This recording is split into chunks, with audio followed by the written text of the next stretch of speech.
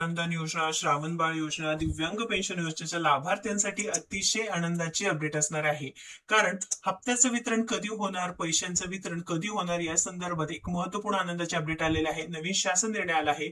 विशेष सहाय्य योजनेच्या दिव्यांग लाभार्थ्यांसाठी निधी वितरित करण्यासंदर्भात दिव्यांग सक्षमीकरण विभागाकडून जे हप्ता वितरण आहे त्या संदर्भात महत्वपूर्ण माहिती आलेली आहे. तर तुम्ही बघू शकता, विशेष सहाय्य योजनेतील दिव्यांग लाभार्थ्यांचे कामकाज दिनांक 1 एप्रिल 2026 पासून दिव्यांग सक्षमीकरण विभागाकडून हाताळण्यात येत आहे. तर सन 2026-27 या वित्तीय वर्षाकरिता पात्र दिव्यांग लाभार्थ्यांसाठी खालील प्रमाणे निधी वितरित करण्यास मंजुरी देण्यात आलेली आहे.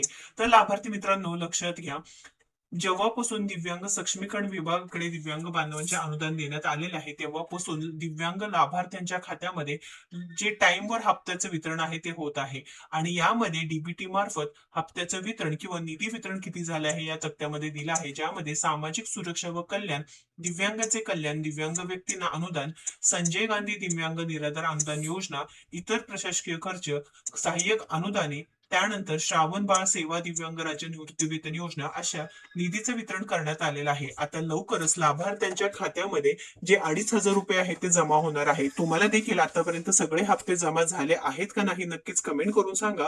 व्हिडिओ महत्वाचा आहे, शेअर करून पुढे सर्व अपडेटसाठी आपल्या चॅनलला लगेच फॉलो सबस्क्राईब करा. धन्यवाद.